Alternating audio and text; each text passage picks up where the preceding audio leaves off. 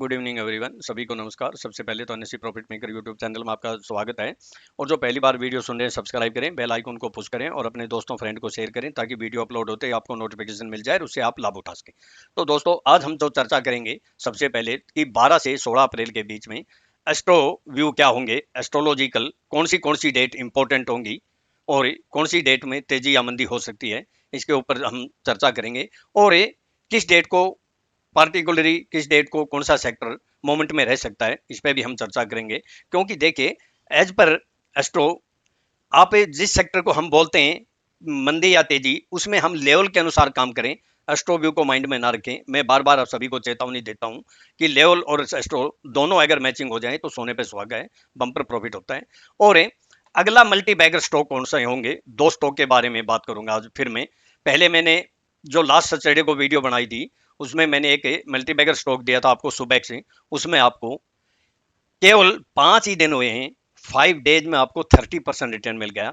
आप देख सकते हैं, ये देखिए, ये यस्टरडे ही लगभग 20% का जंप मारा, यानी ऊपर की 20% की फ्रीजिंग लगी, सर्किट लग गया। और मैंने आपको इसमें थोड़ा सा प्राइस का भी हमारा जो है ना, जो गलतफहमी हो गई थी उसको भी क्लियर कर दिया था मैंने।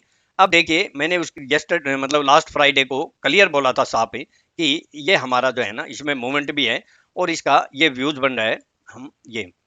और मैंने बोला था कि मैक्सिमम ये क्या कर सकता है कि आपका स्टॉप लॉस 33 या 34 का है और उस टाइम 35 या 36 चल रहा था। और देख, 3 दिन में ही इसने आपको 30% का रिटर्न दे दिया। अब हम चर्चा करते हैं डायरेक्ट एस्ट्रो व्यू पे। देखिए, मैंने लास्ट वीक में ही बोला था कि 10 अप्रैल को बुध रेवती नक्षत्र में है और सूर्य के साथ युति बन रही है, जो आईटी और फार्मा सेक्टर के लिए जो है ना तेजी का कारक होता है। तो देखिए कि ये हमारे यस्टरडे 10 तो आज है, लेकिन यस्टरडे ही आप देख सकते हैं आईटी में और फार्मा में एक दिन पहले ही मूवमेंट दे दिया। और जिन्होंने लेकिन एस्ट्रोलॉजी के अनुसार अगर बोलें तो उसके लेवल के अनुसार काम करें। लेवल हम अपनी यूनिक टेक्निक से निकालते हैं। जब मुझे ये पता है कि भी इस सेक्टर में तेजी होगी, उस सेक्टर के जो स्टॉक होते हैं मैं निकाल लेता हूं, फिर हमारी यूनिक टेक्निक से लेवल निकालता हूं। जैसे आपने देखा होगा, लास्ट मैंने जब 14,984 पे निफ्टी को शॉर्ट बोला था, 100% बोला था कि डेफिनेट सेलिंग आएगी, पुट ले लेना। और वो पुट अगर लेते तो 1 पॉइंट का डिफरेंस नहीं हुआ, वो 1 पॉइंट भी ऊपर नहीं गई, वहां से मनी डबल या ट्रिपल हुई।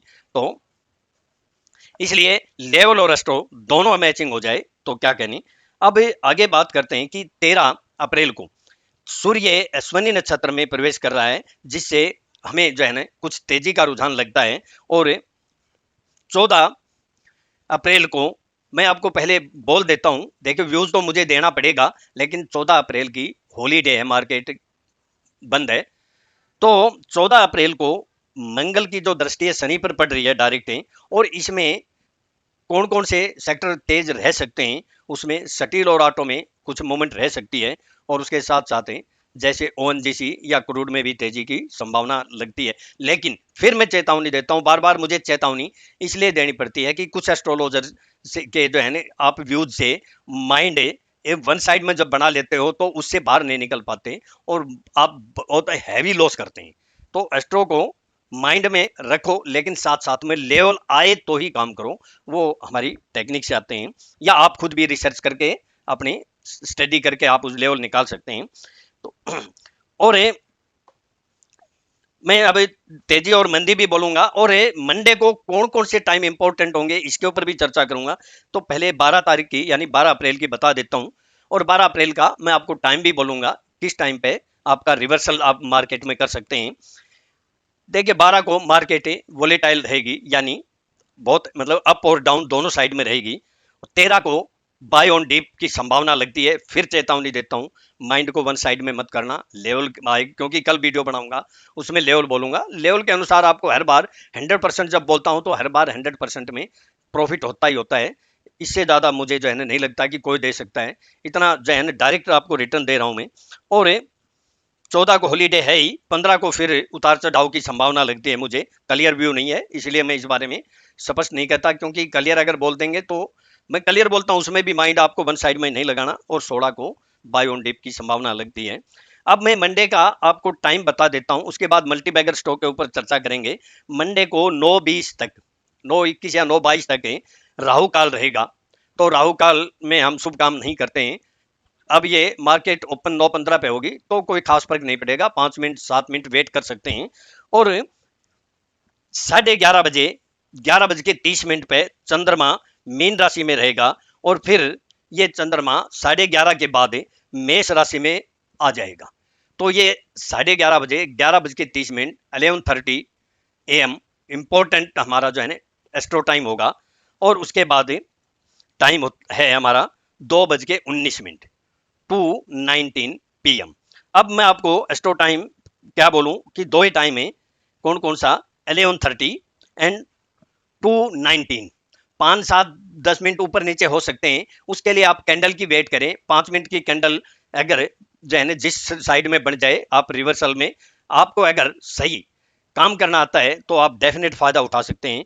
और जो हल्के से जो और टाइम है वो भी नोट कर सकते हैं, 9:58 AM और 1.05 PM। ये दो मेन लेवल होंगे, छोटे लेवल होंगे, इनके ऊपर आप नजर रख सकते हैं। अब हम आते हैं वापिस से जो दो मल्टी बैगर स्टॉक हैं उनके लिए। और मैं आपको क्लियर बोल दूं कि पहला तो हमारा होगा गुजरात अल्कली। देखिए मैं एक बात आपको क्लियर बोल देता हूं आप कि ऐसे केवल इन्वेस्टमेंट के लिए ये नहीं कि हमारा सुबह पिछले हमें 30% दे गया विद इन 3 या 5 डेज में ही हो, तो ये मत अपने माइंड में बिल्कुल बात मत बैठाइए कि ये भी आपको 5 दिन में रिटर्न दे देगा। टाइम की मैं बात नहीं कर सकता, मैं आपको आइडिया से एक थोड़ा सा अंदाजा से टारगेट भी दूंगा। तो ये हमारा गुजरात अल्कली है और इसका मैं थोड़ा सा लॉजिक भी आपको लॉजिक के साथ बताता हूं, ऐसे नहीं।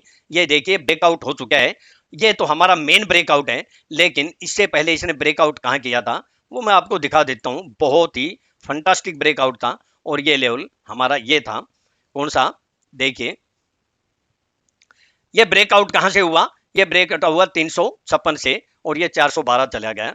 अब एक कहां तक जा सकता है, देखिए उसकी जो संभावना मुझे लगती है उसका मैं आपको थोड़ा सा देखिए कि कहां तक जा सकता है। देखिए पहले तो ये अभी तक है, ये जहां टच किया है इसका यही एक लेवल बनता था। अगर इससे अबाउ ये सस्टेन कर गया तो फिर अगला जो जाएगा वो कहां तक जा सकता है मैं आपको बता देता हूं। ये लगभग 480 तक जाने की इसकी संभावना लगती है और उससे पहले 440 की इसकी हमें संभावना लगती है। तो ये देखिए 440 के आसपास, ये भी 480 बनता है हमारा 480। लेकिन अगर छोटे टाइम की बात करें तो ये जो बनेगा इसका जो लेवल आएगा वो लगभग 440 के आसपास आता है ये। तो ये बिल्कुल अपना जो है ना इस बारे में अपनी जो इन्वेस्टमेंट करें उसके बारे में अपना। और ये लास्ट तीसरा टारगेट इसका 520 होगा। हमारे 3 टारगेट निकल के आते हैं, 440 480 और 520। अब ये स्टॉप लॉस कितना होगा, देखिए इसने पहले भी जितने ब्रेकआउट किए हैं जो है ना, यहाँ ब्रेकआउट किया था तो उसके बाद जब इसने ब्रेकआउट किया तो इस लो को ब्रेक नहीं किया इसने। अब यही हमारा जो यहाँ से जो ब्रेकआउट हुआ था, पहला तो स्टॉप लॉस यही हो जाएगा 380 का ही।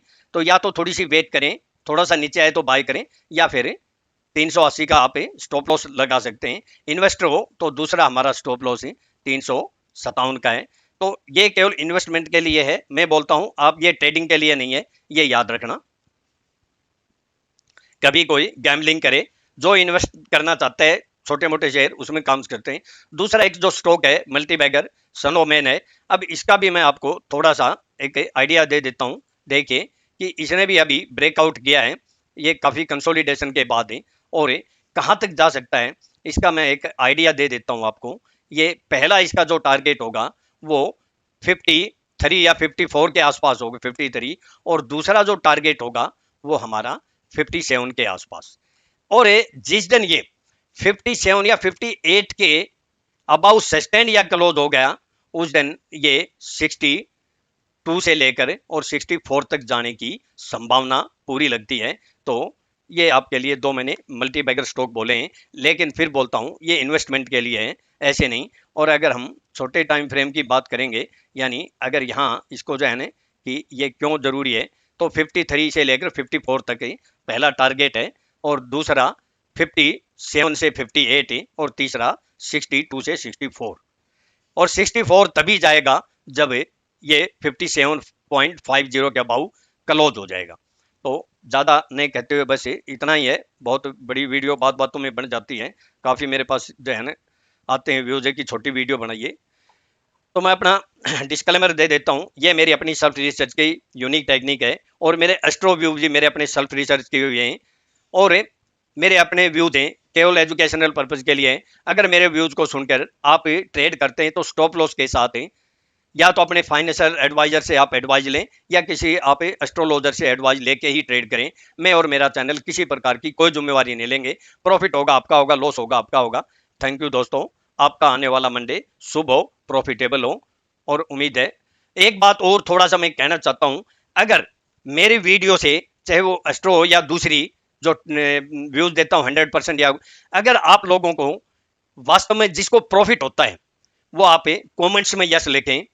क्योंकि देखो मैं कभी भी औरों की तरह यस जो लाइक की भीख नहीं मांगता हूं। लोग तो लाइक के लिए भीख मांगते हैं, पता नहीं उनको क्या मिलता है, मुझे नहीं पता, आज तक नहीं पता चल पाया।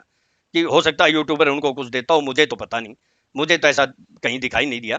तो एक बात आप जरूर है कि अगर आपको किसी को प्रॉफिट होता है तो उसमें यस लिखें कमेंट्स में, जिसको नहीं होता है नो लिखें, जिसको लॉस होता है वो लॉस लिखें।